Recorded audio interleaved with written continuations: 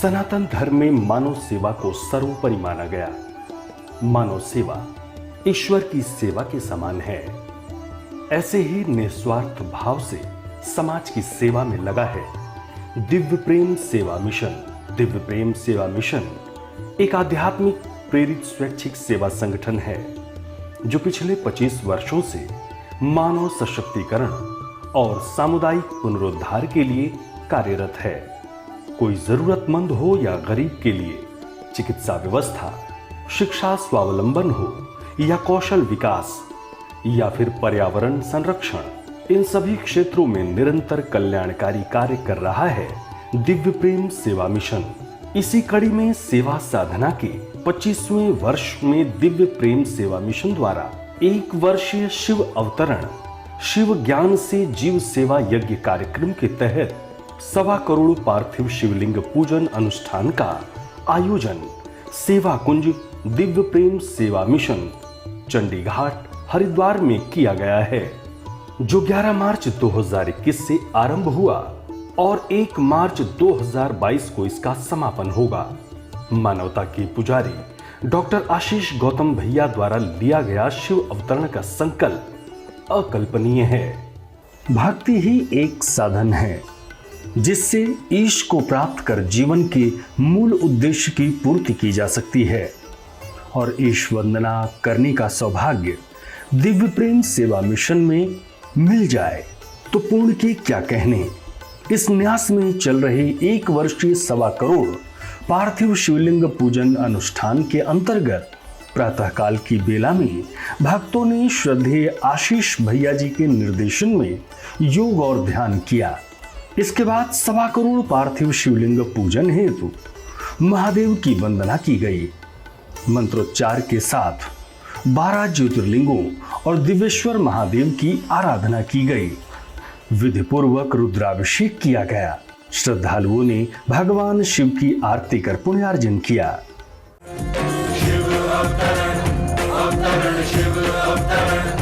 दिव्य प्रेम सेवा मिशन के 25वें वर्ष यानी रजत जयंती में प्रवेश के उपलक्ष्य में सेवा मिशन का एक संकल्प 1.25 कोटि पार्थिव शिवलिंग का निर्माण, पूजन, अर्चन, स्तवन और विसर्जन के साथ में मां नर्मदा के गोद और गर्भ से प्राप्त 12 ज्योतिर्लिंग का नित्य वैदिक विधि विधान से पूजन, पाठ, अभिषेक, श्रृंगार, आरती, सेवा साधना, संबोधि का भाव, शिव अवतरण का भाव, शिव की शरण में जाने का भाव, शिव ज्ञान से जीव सेवा का भाव, समाज का, आध्यात्मिक जगत का एक ऊर्जा का केंद्र दिव्य प्रेम सेवा मिशन का चंडीघाट में जो सेवा कुंज परिसर है, जहाँ पर विगत 25 वर्ष से सेवा साधना चल रही है, ये सामाजिक और आध्यात्मिक जागृति का केंद्र बने, ऊर्जा की भट्ठी बने। यहाँ से संचालित हो रहे 25 से ज़्यादा सेवा प्रकल्प, सेवा आयाम, सेवा गतिविधियाँ और अधिक दायित्व बोध और कर्तव्य बोध के साथ समाज के लोगों के लिए ज़रूरतमंदों के प्रति अपनी सेवाएं समर्पित कर सकें, यही इसके पीछे का भाव। नित्य प्रति सैकड़ों देश भर के श्रद्धालु कार्यकर्ता आ रहे हैं, अपनी शिवलिंग निर्माण के रूप में आहुति प्रदान कर रहे हैं।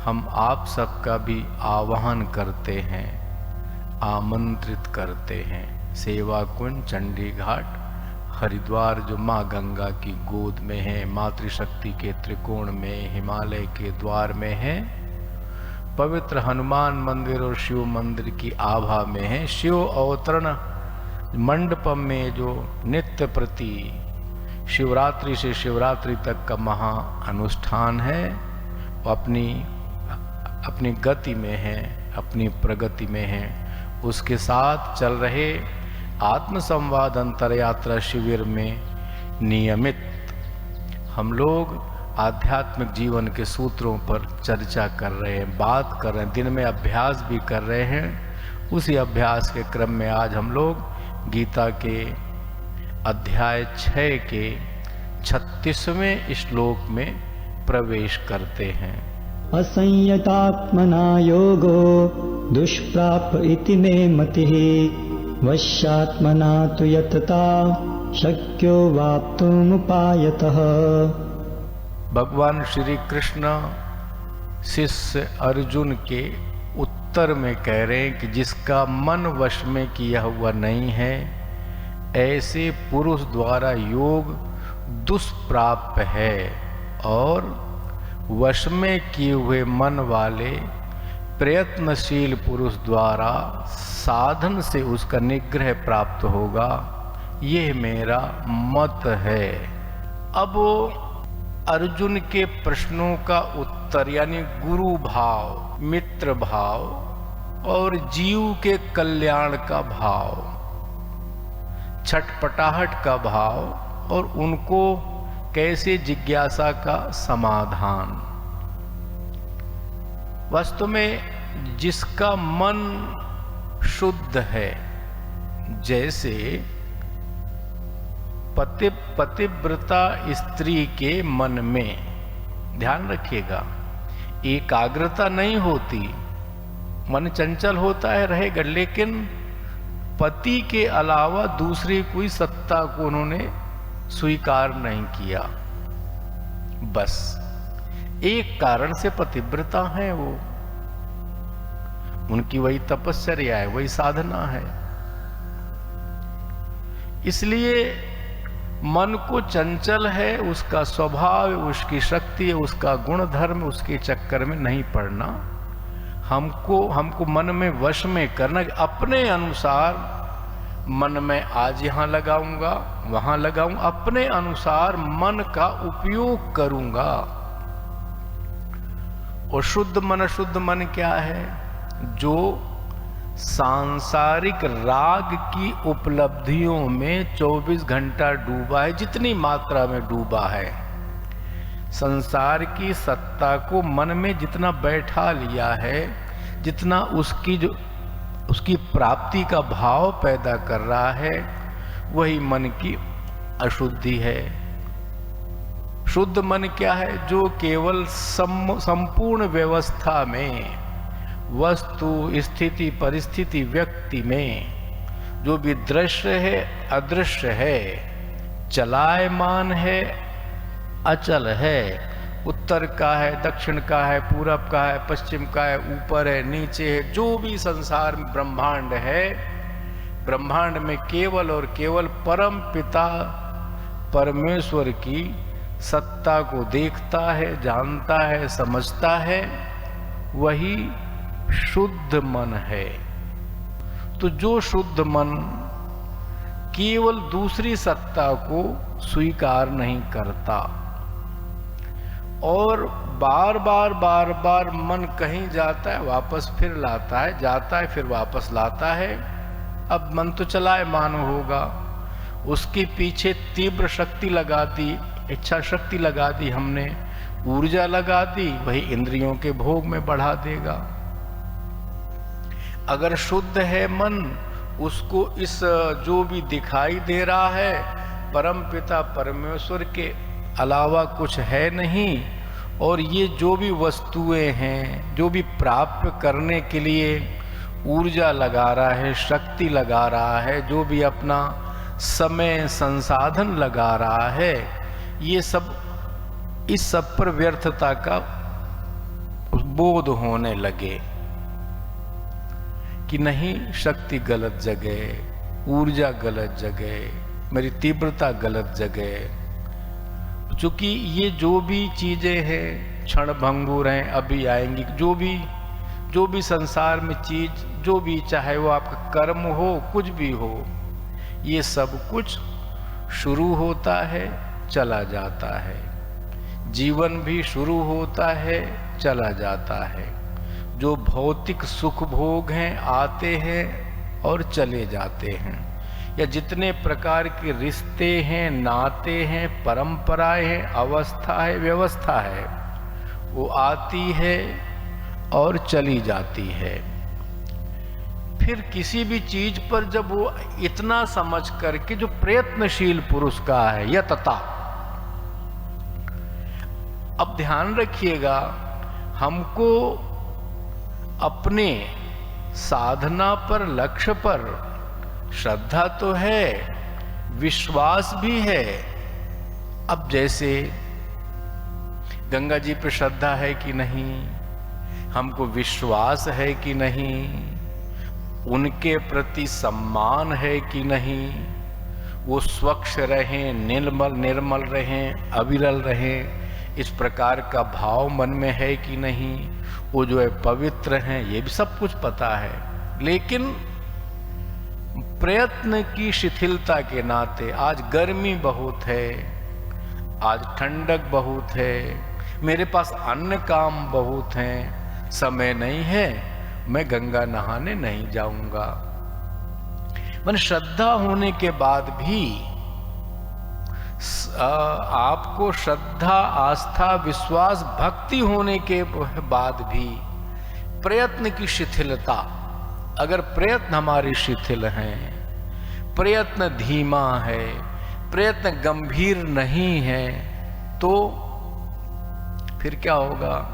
फिर जहां थे वहीं, यानी श्रद्धा, आस्था, विश्वास सब कुछ होने के बाद भी प्रयत्न में तीव्रता, प्रयत्नशील पुरुष भगवान ने कहा है। सारा हमने रामचरितमानस का पाठ किया, याद भी है, हमने गीता का पाठ किया, चलो हमको याद भी है, उपनिषद का पाठ किया है किसी गुरु चरण में या किसी अध्यापक शिक्षक से, हमने उपनिषद जान लिया है, पढ़ लिया है।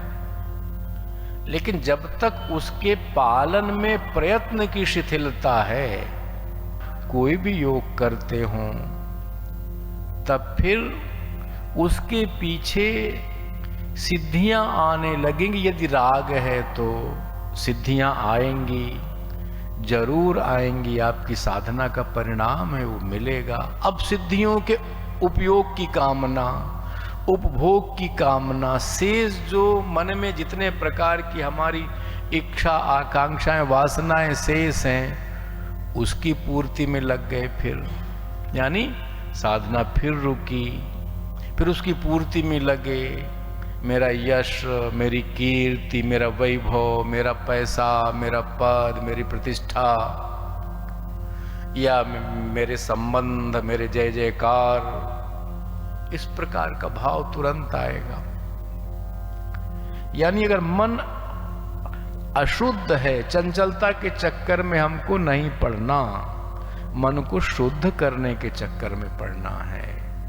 मन ने अगर स्वीकार कर लिया कि परम पिता परमेश्वर के अलावा कुछ नहीं है इस जगत में, इस जीवन में, मुझे उनकी उपलब्धि, दर्शन, आत्म साक्षात्कार, आत्म संवाद ही करना है, यही एकमात्र लक्ष्य है। यदि मन में धारण हो गया, मन ने उसको स्वीकार कर लिया, तो फिर मन आपके अनुसार चलेगा, यहाँ चलना, यहाँ नहीं।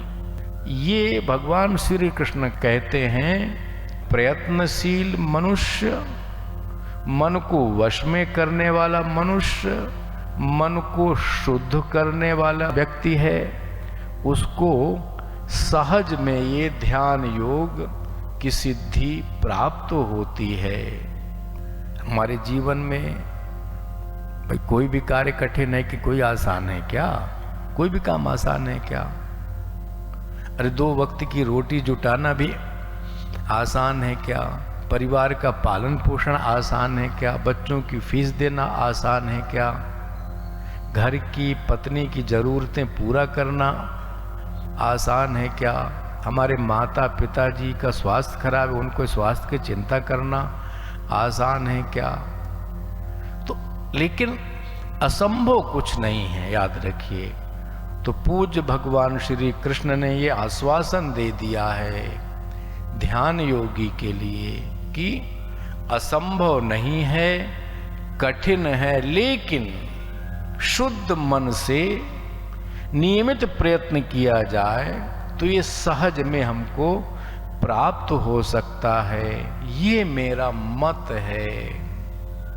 अर्जुन को, यानी हम सभी अर्जुन भाव में हैं, अर्जुन के स्वरूप में हैं, जीव भाव में हैं। परम पिता परमेश्वर भगवान कृष्ण ने स्वयं गुरु रूप में, परम पिता परमेश्वर के रूप में हमारे सामने सत्य को, सत्य के अनुसंधान के स्वरूप को हमारे सामने ऐसा प्रकट कर दिया है। फिर वही बात, यदि प्रयत्नशील होंगे, भगवान श्री कृष्ण के वाक्यों पर, उनके श्लोक पर, गीता पर श्रद्धा भी है, आस्था भी है, विश्वास भी है, चलने का भाव भी है, समय भी है, सामर्थ्य भी है, उत्तम स्वास्थ्य भी है, अनुकूल परिस्थिति भी है, लेकिन आलस्य है, प्रयत्नशीलता का